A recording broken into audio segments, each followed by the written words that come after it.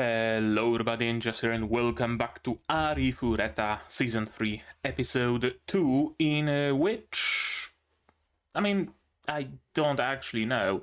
I assume we are already gonna start the rescue of the Beastmen, right? That's probably what's gonna happen. That's a safe assumption, I'd like to think. So yeah, that's probably what's gonna happen. We didn't really, set anything into motion quite yet, so it's kind of hard to figure out where exactly that motion is gonna go if the motion isn't there, right? What happened in the previous episode, though? Well, in the previous episode, we got a very nice, short, and to the point recap of only the most recent events, right? They didn't recap everything from Hajime's arrival to this world, etc. Just gave us a bit of a reminder of what happened near the end of season 2, which is cool. We also got a bit of a refresher on the characters, the interactions between them, their chemistry, right? Stuff like that, which is, again, very much appreciated. Aside from that, not particularly much was achieved in that episode, right? Hajime noticed the bunnies. Noticed some beastmen. I'm not sure if he probably already knew they were bunnies. Right.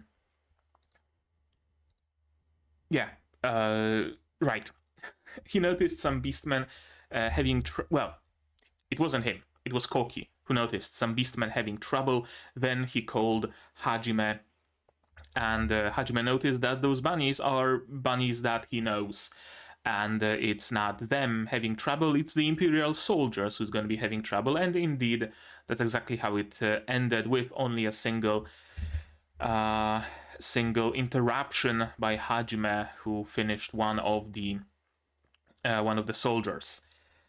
As it turns out, there was some sort of a monster stampede or monster mass spawning or something like that happened, which made it so that both the Empire was very much harmed by the deluge of those monsters, and the bunnies were harmed by that as well, because they had to use up their gear, their weapons, and they were kind of weakened, and thus they were a prime target for the Empire, who needs cheap, meaning free labor, free forced labor to be more precise, and not just labor, to rebuild, to boost people's morale, etc. And so weakened bunnies were the prime target.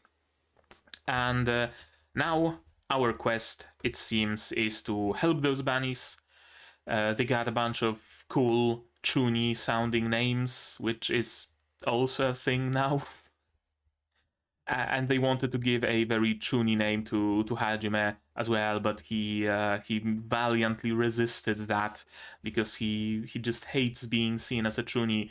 There was also another interaction right before with people questioning his eye patch, right, thinking that it's because he's a chuny. Yeah, apparently, they thought he's just wearing it for fashion or whatever.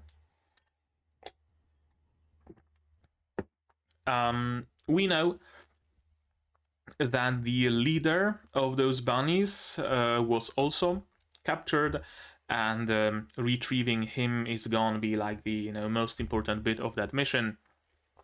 So we are kind of pausing our journey to wherever Liliana needs to go, right? Some other country, I believe. Not like this specific empire, some different one. And we're gonna help the bunnies, which goes like completely in opposition kind of to what Hajime told Koki, right? Because Koki very much wanted to help the Beastmen, but they weren't, strictly Hajime's Beastmen. And now that it's about his clan, his folk, people he trained and grew to like and whatnot, yeah, now we're stopping everything we've been doing and we're helping them. At the same time, judging by the after credits scene, it seems like the captured beastmen, or at least their leader, might not necessarily need help. that they are perhaps precisely where they want to be, right? In a position to strike from within and just break the empire apart from the inside. Maybe, judging by the red glowy eyes, that's probably part of the plan. Although it would be odd that they would not notify the rest of their clansmen, of their townsfolk. Not townsfolk. Do they have a town? I don't even remember. Their peers, their whatever. Although maybe they are just making like the best out of a bad situation, right? Like they were genuinely captured and genuinely it wasn't their plan. But now that we are captured, might as well tear them a new one escaping, right? Maybe that's what it is. We will see, of course, maybe in today's episode. Probably not. It's probably gonna take us at least a couple of episodes. So, yeah, we're gonna see it in the future. So, how about now we just watch this episode, shall we? To do it, you're gonna need your subs to follow along with me. I'm gonna need my sound to hear what's going on in the show, and I'm gonna have to skew. And I'm gonna have to ask you for support. Support the channel if you want monetarily on Patreon, YouTube down below, or not. Share my content, spread the word, it costs you nothing and helps a lot. And with that, we can start watching Arifureta Season 3, Episode 2 in 3, 2, 1, go! The Kolshe Empire. Right, that's the empire that's captured the Beast Folk.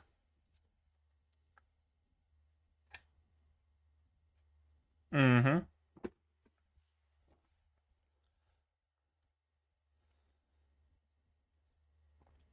A ruined Colosseum.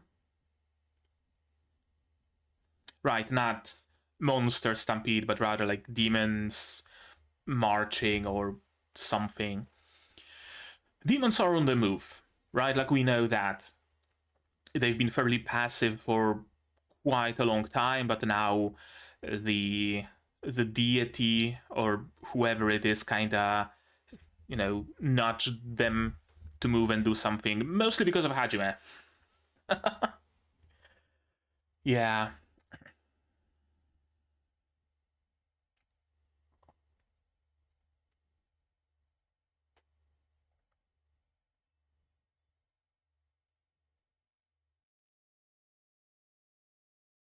Now a brand new chapter shall begin. I mean, season 3, right?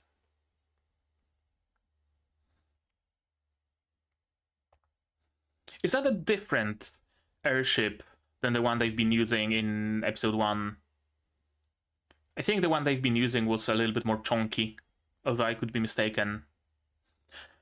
Then again, Hajime is basically just shitting out the vehicles without the anime even like stopping for a moment for him to gather resources or whatever, so could very well be just a completely different one.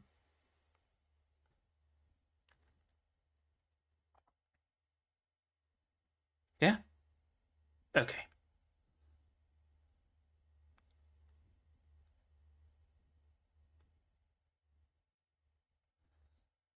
And of course it's the Beast Folk who has to rebuild.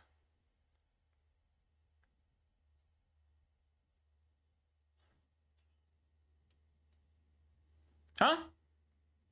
No, just flicked a stone or something.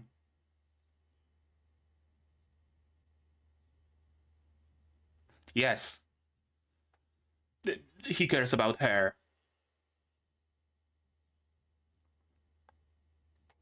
Exactly.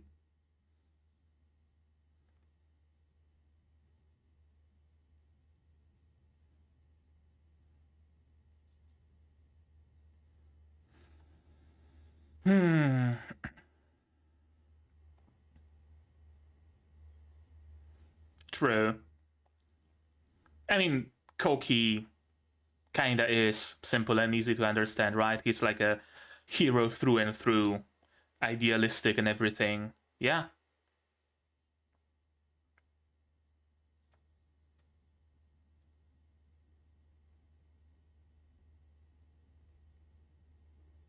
Hajime? Hajime, of course. Another member added to the harem.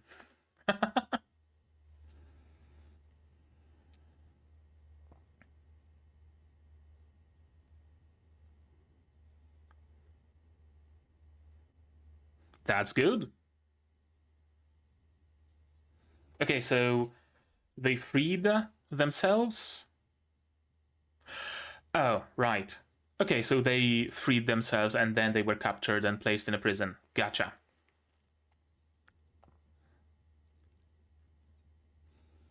Not right now, but safe to assume that yes, sometimes in the future, probably not far away.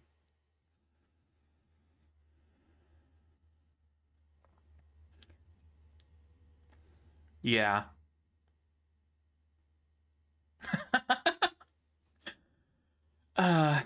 No, there are more important things to do right now, Yue.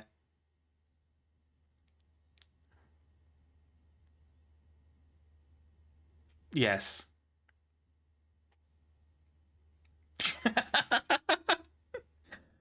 uh, should have been me, not him.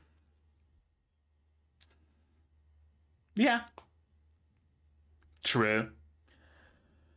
Also, the fewer people, the easier it is to travel, to escape, to, I don't know, infiltrate or whatever, right? Yeah, she's positively glowing. Quite literally.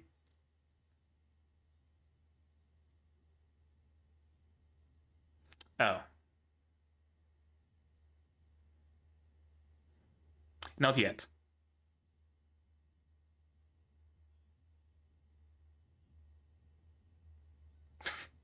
It is.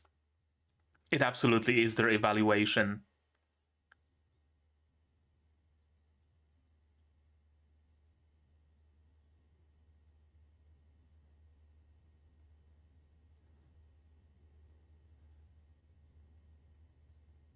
Okay. Again, a smaller party. Right. Again, the fewer people, the easier it is to infiltrate and escape.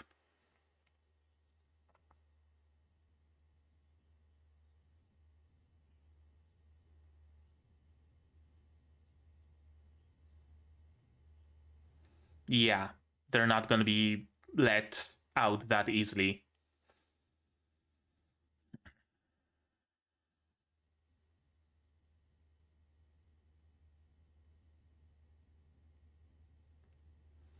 Yeah, if we just anonymously bust them out, then Liliana has plausible deniability, right?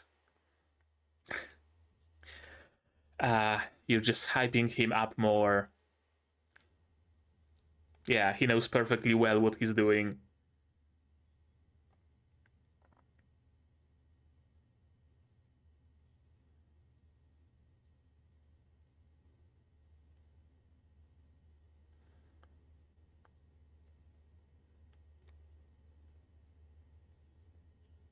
Yeah, I mean, that's a perfect role for him. He's not gonna even be pretending. uh,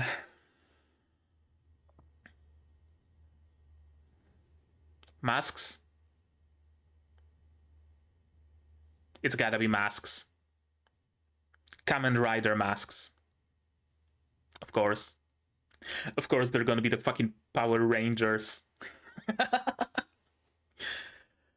uh, true.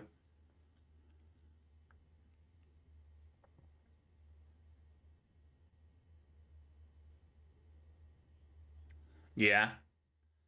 Just stroke that hero ego in him. Best way to achieve anything. Yep.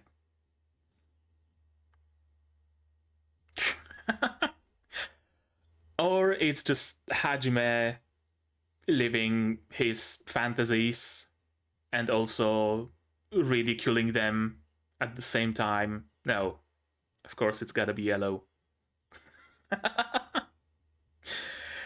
I mean, you already have yellow accents in what you're wearing, so Yes, pink. With cat ears to boot.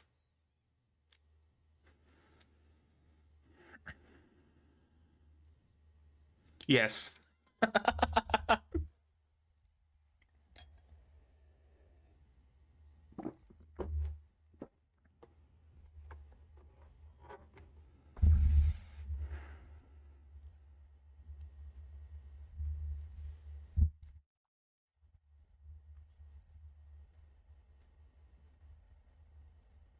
Yes, you do.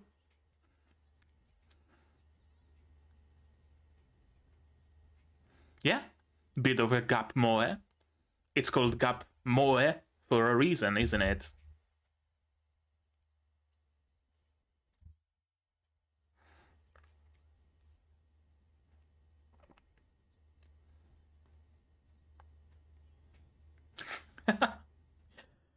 uh, it's calling her name.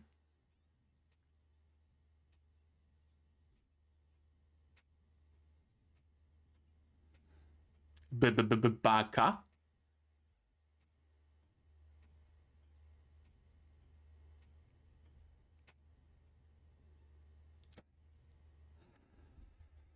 Hmm. Yes, probably. Is this the other captives?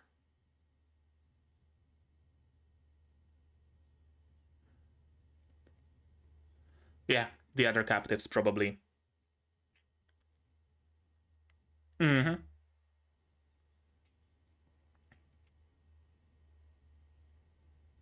Yes. Without even using weapons or anything, actually, he would probably just transmute a part of the wall and just walk out. Kinda.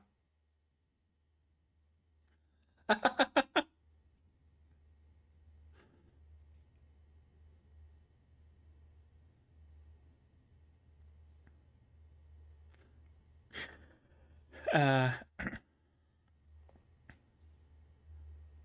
oh, just a mass lockpick spell.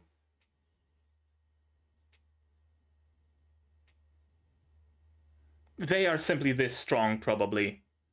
That, whatever beating they take is just whatever. They are pretty beat up, right? Like bruises everywhere. But they have like 2000 HP and they got 100 HP in damage in total. Do you have a name for your group yet? You gotta have a name and a bunch of poses.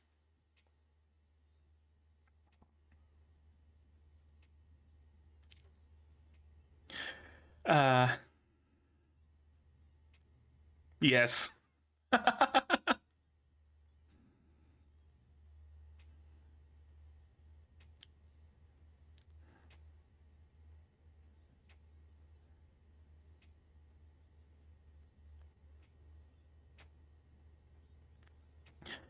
Yes, absolutely.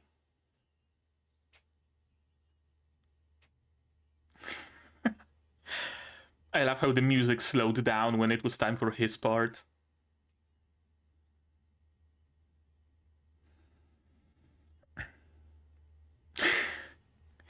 Okay, he even got that from Hajime.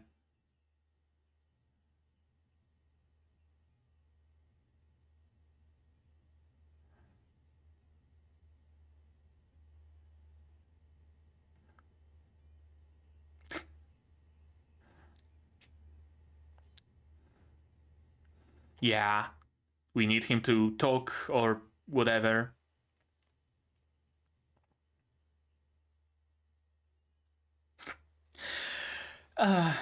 I love how they're just vocalizing the beep instead of, being bleeped out in post.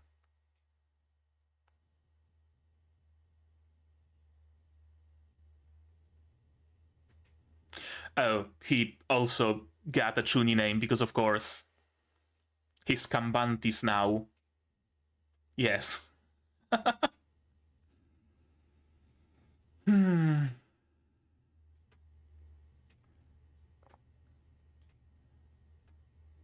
When's Shia getting a Chunin name?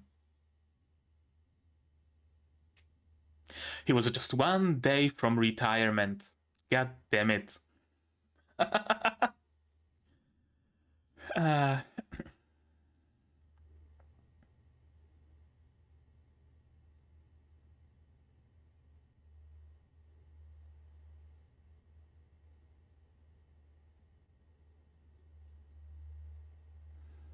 that's a very simple job so far. Absolutely no complications on Hajime's part, at least. We don't know what's going on with the Rangers. Maybe they've been captured. And now we gotta save them.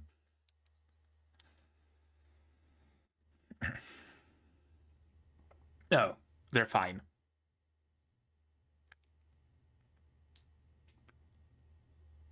Spoiled? You're just trying to beat him up.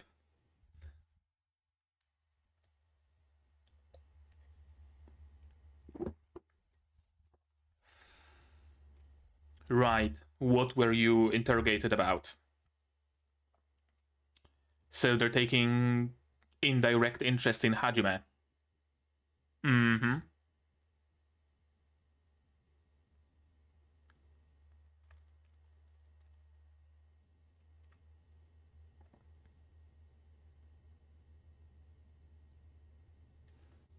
Sure.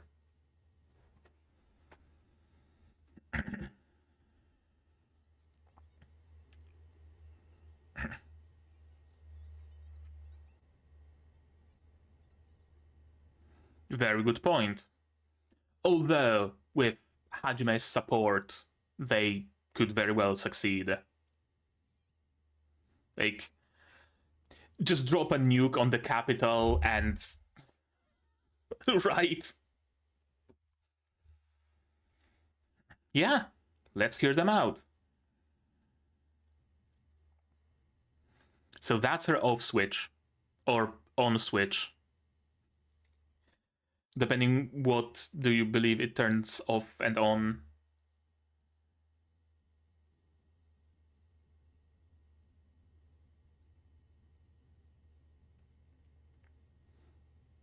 True.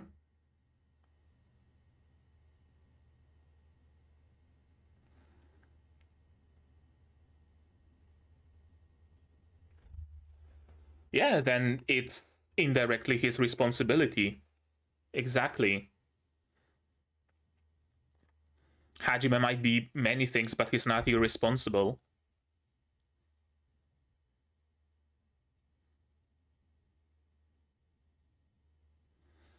Most likely, yes. The Beastmen are growing too strong and the Empire cannot ignore it anymore. Everybody approved.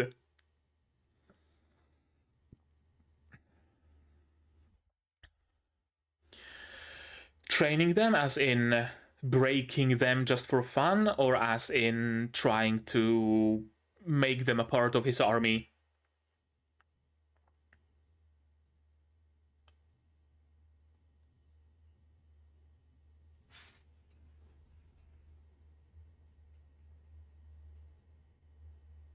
Yes.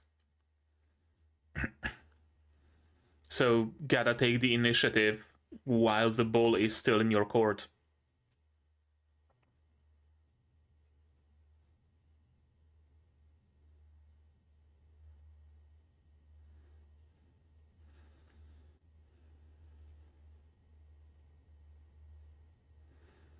Yeah, I'm gonna do some guerrilla tactics.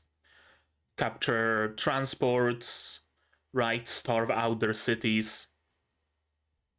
Or sure, assassinate the emperor. That's gonna work.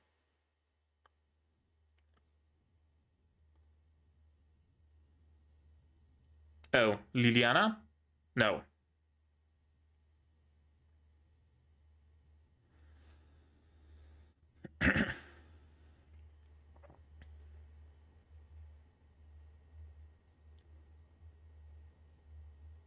It's a good plan, though. Like, the empire isn't just completely ruled by the emperor, right?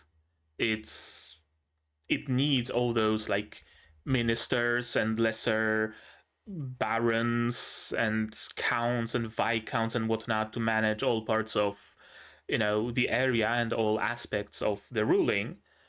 Get rid of them, and the empire falls apart. And they're probably not as well protected as the emperor. So that's a safe bet.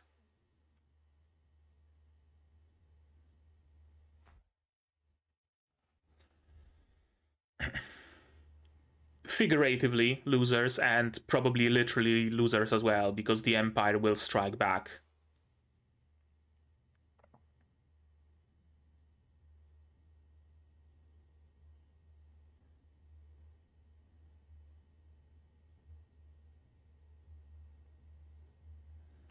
Hajime is gonna stay and help, isn't he? He's absolutely gonna stay and help. uh, especially with US approval. He is physically unable to say no to Yue. But I can support you.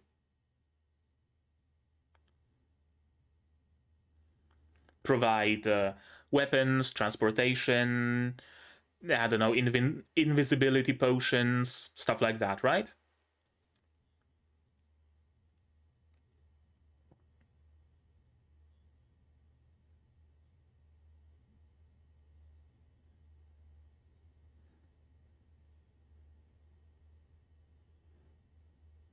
True. Yeah.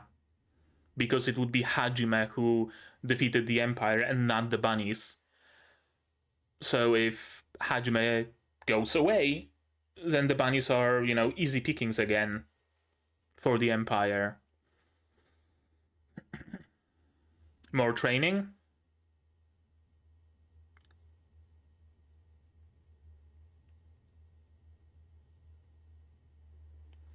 Planning. I like the music.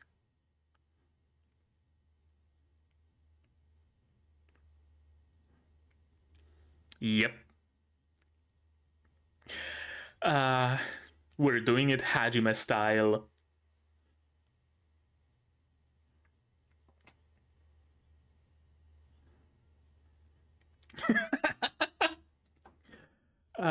Roll out the guillotines.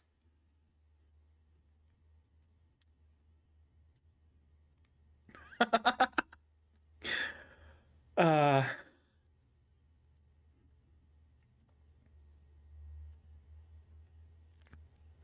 I love this show.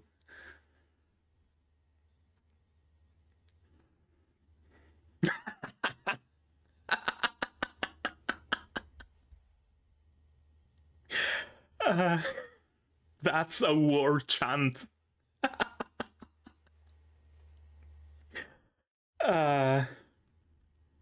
They're sufficiently fired up now.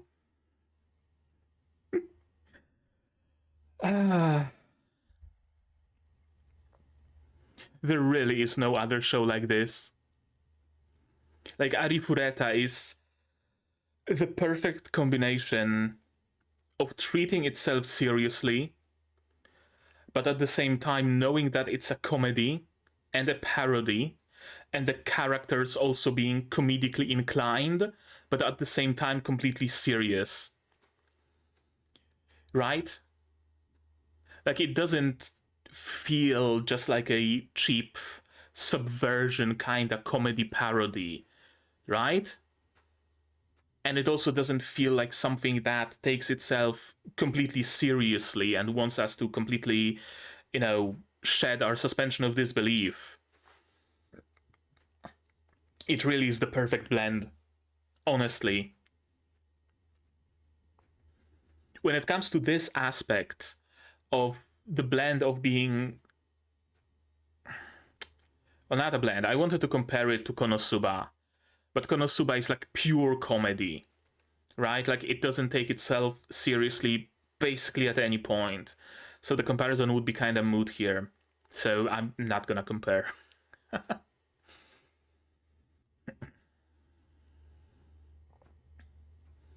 But yeah, basically, I'm sold completely and utterly on how Arifureta does things.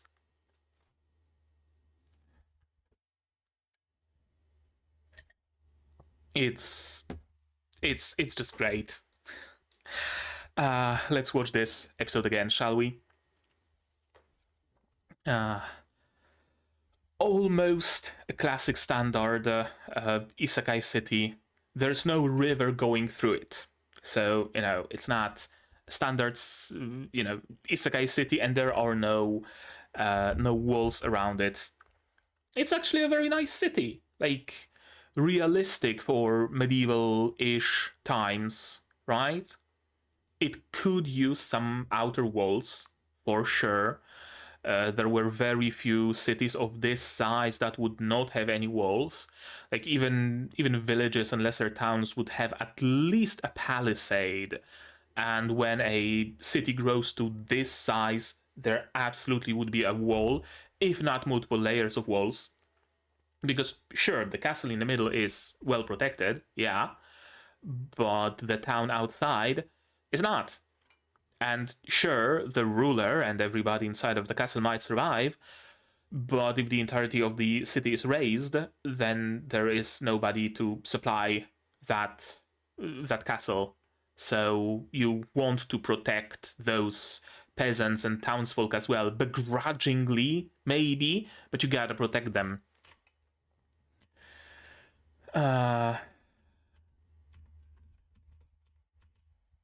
Yep, a little too far. Roar of Revolution, and we did get a roar at the end for sure.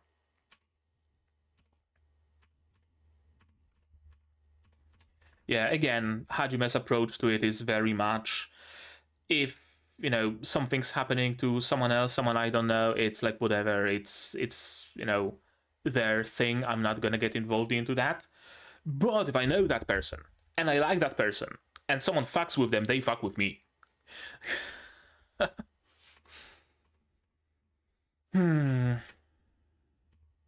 There's someone who could spoil you. Yeah, sure. Maybe if she was a little bit less of a tsun and a little bit more of a dere. Gathering intel with you.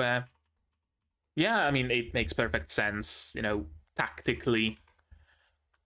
Gotta do gruesome torturing, yeah, and also, again, it's easier to infiltrate and exfiltrate when there's just very few people here. Why are they just standing? There's plenty of space for them to sit down, but I guess, like, what? It's only the inner circle that gets to sit down and everybody else stands? I really thought that the joke of Yue glowing is that it's like literally an afterglow. But no, it's just blood. I'm basically them right now. Yeah, I no, Hajime, you a dog in heat? Absolutely no. I knew that it's because of the blood. Ha ha ha.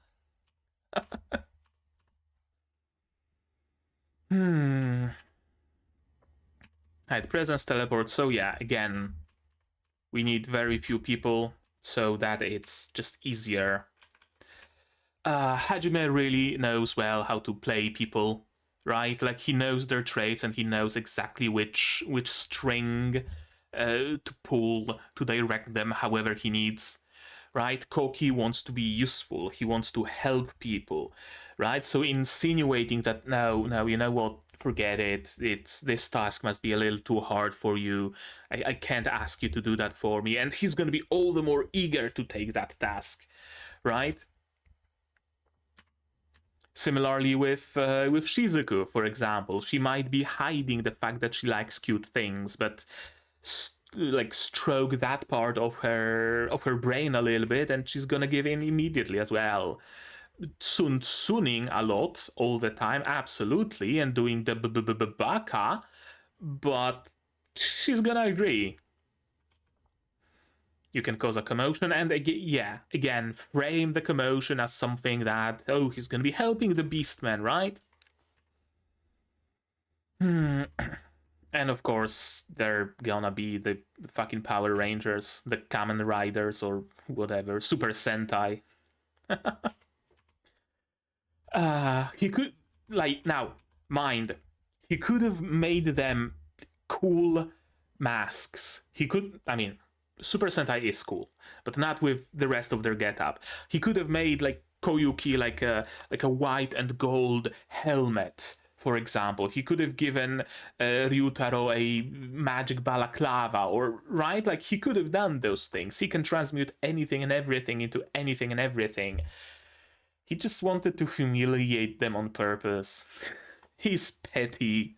He's incredibly petty, but he plays it completely straight, and I love it. Yeah, you get the pink. Because you like the cute. And of course she likes the cute, but she doesn't want to admit it. Very easy to break into jail. I was expecting something more out of like the prison break in Gate, for example, right? I expected something like that, or like rescuing the can't remember their names, rescuing Raftalia's friends, fellow villagers from the dungeons, right? I expected at least something. I expected to see them like knock out the guards or do something, but they just kind of appeared in the dungeon. Which on one hand, yeah, kind of a shame that we're just kind of like skipping bits and pieces, because I believe like it would be weird if the source material did not include the bit of them actually approaching the prison, actually taking out the guards, etc, etc, etc. So the source material probably includes that. So on one hand, again, kind of weird that the anime skips and glosses over that. On the other, it was probably a breeze, right? And it basically just signifies everybody's power here, everybody's strength, that it's not even worth showing them deal with the guards, because it's just gonna be whatever. It's just gonna be a couple of seconds. It's not gonna be, a prolonged fight. It's not gonna be a stealthy infiltration. They're just gonna cast invisibility and walk in. So why should we show it? So like on a meta level, right, it plays into just showing how powerful Hajime is. Same goes with him just getting vehicles out of nowhere, right? Like early on, it was shown when he would collect items and transmute them and etc. etc. Now he's just like, oh yeah, I built an ICBM yesterday, right? Like you went to sleep. I thought I'm gonna work on something, and I just casually built an ICBM, and we don't even need to see that because we know that Hajime is capable of doing that. So, right?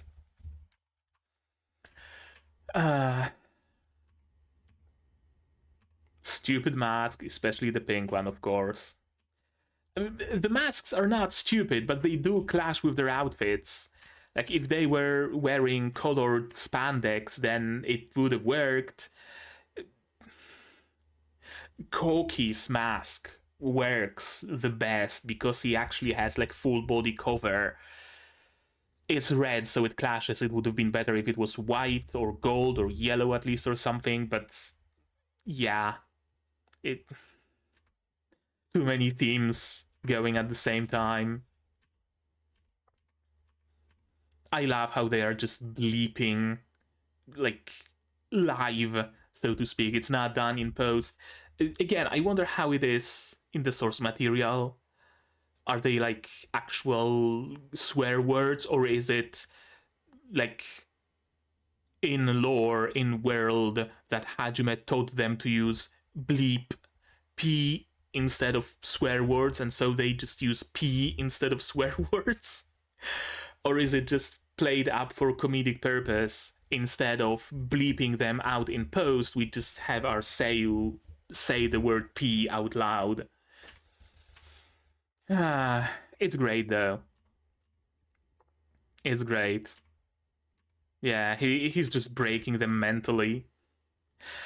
Cambantis Elphalite Rodelia Haulia, the Dark Hunter of the Forbidden Depths. Everybody is a Chuni.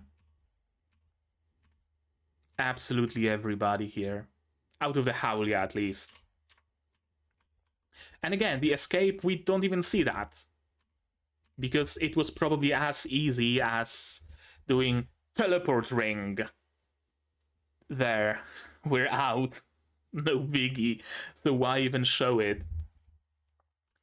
Although I really thought that that Koki's team, that the Super Sentai are gonna have some trouble, are gonna have to run away from the guards, or are gonna be captured because they don't have the powers that Hajime does, right? So they wouldn't be able to just teleport out. But no, they also made it out safely. See, here now I'm a little bit less inclined to gloss over the fact that they glossed over their escape, because they are not established as having the power to just, escape just like that at a snap of their fingers. So I would have liked to see this bit. We're taken alive and interrogated every day. They were interested in why the Haulias changed so much. Yeah, their weapons, their training, etc., etc. Makes sense, right? Like, the Beastmen and the Haulias, most of them, were just whatever to the Empire, right? They live in the forest. They just maybe raid our caravan every once in a blue moon. They lose more men than they get back in resources, so it's like, whatever, we don't need to pay attention to them. We might want some forced labor, so we're gonna raid their village to get a couple of them, but besides that, they're not really a threat. We can just safely ignore them. Now they can't. Now the Empire cannot just ignore them because they're growing way stronger, and the Empire doesn't know why, right? Why is this tribe of meek little bunny people suddenly so powerful, suddenly so cocky, suddenly giving us trouble, right? I want this power as well, said the Emperor. Will declare war on the Empire as the new Haulia tribe. Yeah? I mean, the plan is sound. The plan is actually sound. Like, if they don't do anything and they just live their life, then the Empire is gonna pick at them, and it's gonna pick them out eventually. Little by little, raid by raid, kidnapping by kidnapping, capture by capture, but they're gonna whittle down their numbers. Absolutely. The Empire is under no pressure of time. The Empire is under no pressure of population. They can always bring armies from other cities. They can always force peasants to enlist, right? Or they can wait a couple of years to rebuild the population and get a bunch more soldiers. The Haulias can't. There's too few of them. They don't have the benefit of time and population. And so, yeah, the idea is actually good. While there is still enough of them, while they are still strong and motivated, we strike the Empire where it hurts. We show them that we're dangerous, right? We remove the Empire's ability to raid us and capture us, and we remove their will to do so. We cripple the Empire before the Empire can kill us. Capturing all the rabid beastmen and training them might be fun. Yeah, he essentially plans to invade the forest full on, so it's better to just be the first ones to do that. If you stay passive, they might take all of your kin. Exactly. It wouldn't be hard for us Haulias to survive on our own, but there are other rabid beastmen and other beastmen in general who are not gonna be this strong, and the Empire took a special interest in rabid beastmen because of us, because we are this strong. and it just wouldn't feel good to have those other rabbits be captured and interrogated and enslaved and killed because of what we did. And the only way to help them is to remove the threat. Cool, I like it.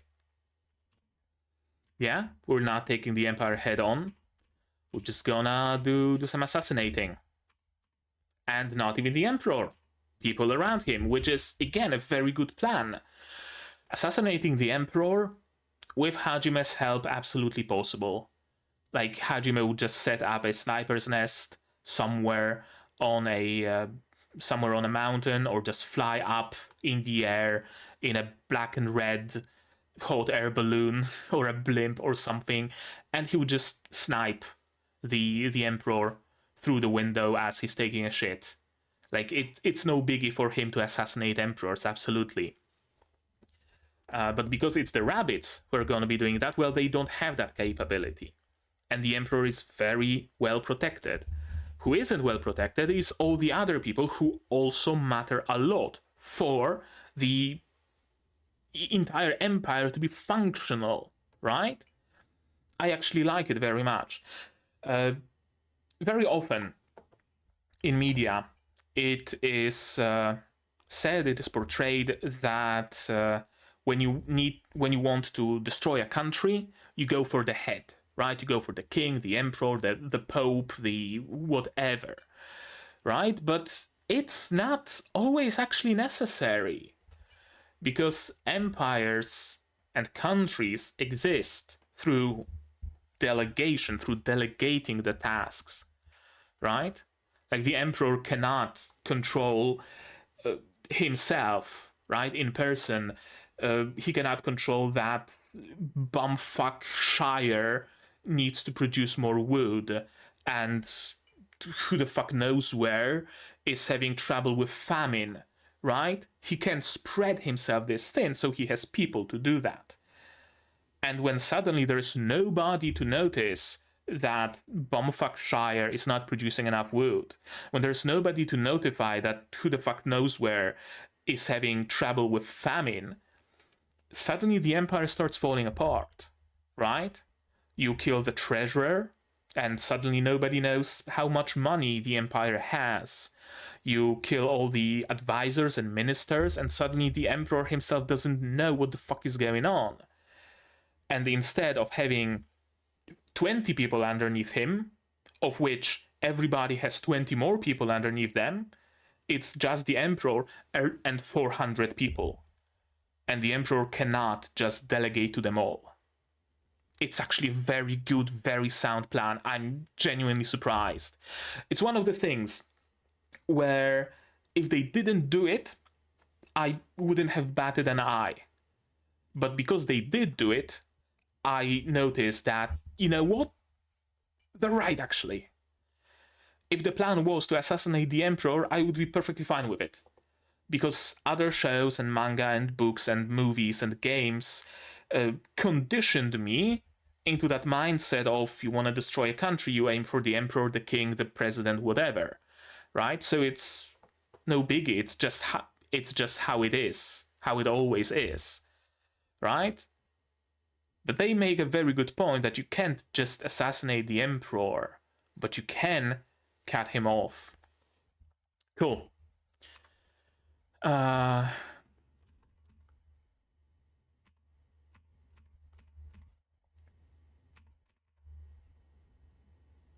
Yeah, if we pull back now, we'll be losers again.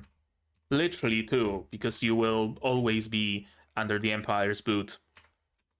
Not gonna do any fighting in the conflict, yeah, but I'm gonna help.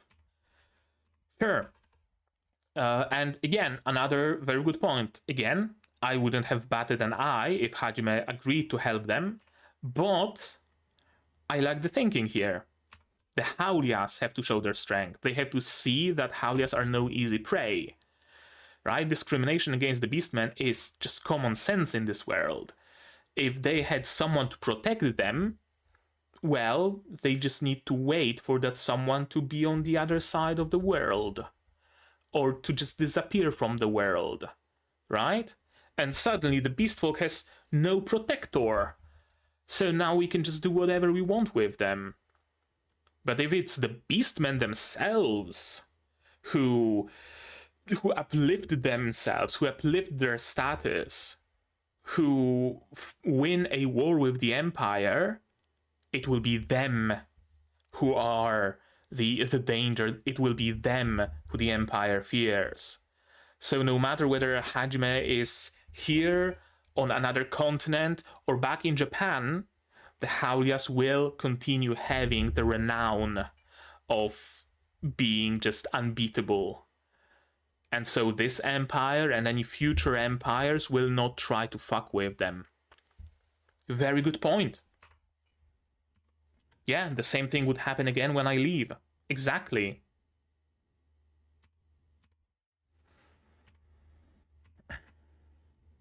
I won't permit any of your flimsy plans that would cause her to cry.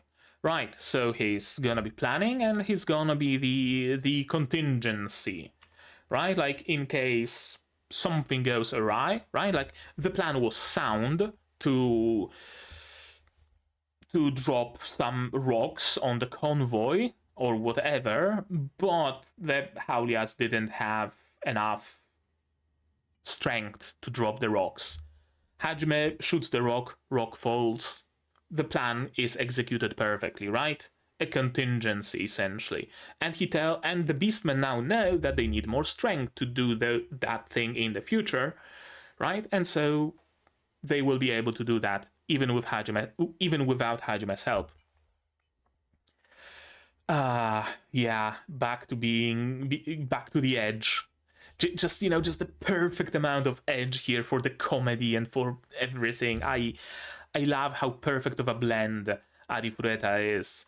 Grab him by the hair and drag his face to the floor, subdue his family, friends, and subordinates as he watches, conquer the castle, let them know that no help is coming, mark in their history books that once you anger the Haulias. Yeah.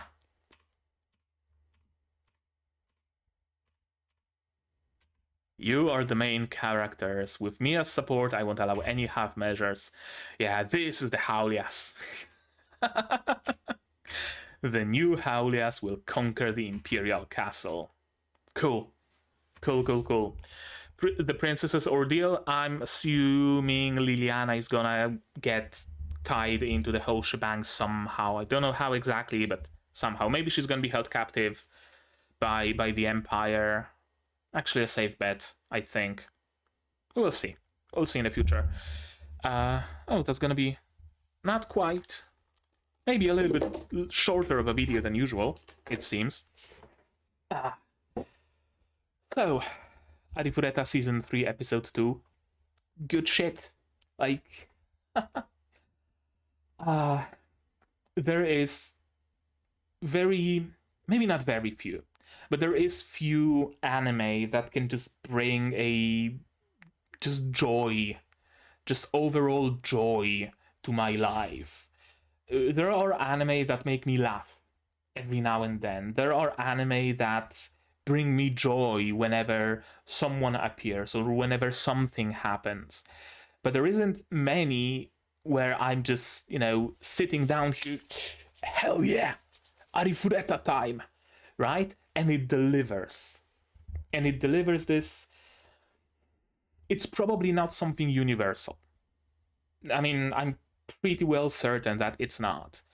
But it's just the perfect blend for me, for my tastes, for my sensibilities, whatever you want to call it. Arifureta really provides the perfect blend of being edgy enough to scratch that 15-year-old me itch that's still somewhere in my head, right? But at the same time, it's comedic enough to laugh a large chunk of it off, but not everything. Because it's not just a parody, it's not just a comedy, it takes itself seriously for the most part. But it's the characters, mostly Hajime, who doesn't take things all that seriously. And I think that's the clue here, right? Where it's not necessarily the creators of this show who don't take this show seriously, but rather whoever makes this show takes it seriously, but the characters don't always do. And I think that's why it works so well. Yeah, I think so. Right? Like this show doesn't do any like ridiculous bullshit. They're not gonna meet a sentient turd that's gonna lead them through the sewers and it's gonna be a funny haha moment or something like that, right? Because that would damage the viewer's suspension of disbelief. Because, oh yeah, I mean, I guess a talking turd is funny, but like I thought, you know, it's a fantasy world and kind of serious, but I guess it's not, right? Like, not the case here. Suspension of disbelief is very much alive. There's no like narrative dissonance. There's nothing of the sort. Everything works in that way, and yet it's still funny, and yet you can still tell that it's a bit of a parody, but not a pure parody. And I think I'm kind of spinning in circles right now. But yeah, what can I say? It's a great show. I'm so happy that season 3 is here, and two more seasons, because it's actually genuinely one of the one of the best shows that I watched. Not necessarily visually, and like, don't get me wrong, like Arifureta has plenty of issues. Season 2 had plenty of issues with, like, narratively, right? They were jumping place to place, not really explaining things. All 3 seasons have issues with the CG, although season 2 and 3 a little bit less so, right? So it's a faulty show, abso-fucking-lutely, but it's just so incredibly fun. It's just so incredibly fun that it makes you forget the CG, it makes you not pay attention to narrative shortcuts or them skipping events or whatever, because it's just fun. Yeah, it's a fun show. It was a fun episode. I liked it very much. Did you like this episode though? Do you like this series as well? Tell me all about it in the comments down below. No spoilers, please. Spoilers can go to my Discord here, also in the description. Like this video if you liked it, subscribe to be notified of future videos, not only Arifureta but also Dan Mekaude, Mahonare, Shangri-La Frontier Season 2, this one is also amazing, and Mao 2099, yeah, and subscribe, already said that. Click the bell to be notified of when those videos go up and when I go live, because I stream sometimes. Support the channel if you want monetarily on Patreon or YouTube down below, or not. Share my content, spread the word, it costs you absolutely nothing and helps the channel a lot. And now with all of that out of the way, that's gonna be it from me for today. So as always, you guys do all the good stuff, and I'm gonna see you in the next one. Cheers! And here's my wonderful Patreons: QB, Zarene, Dr. Watt, Akam, Yuki Ally, Dr. Watt, Akamonster, Marsh, Fassel, and Hans Peter. And you can join them if you want without having to suffer bleep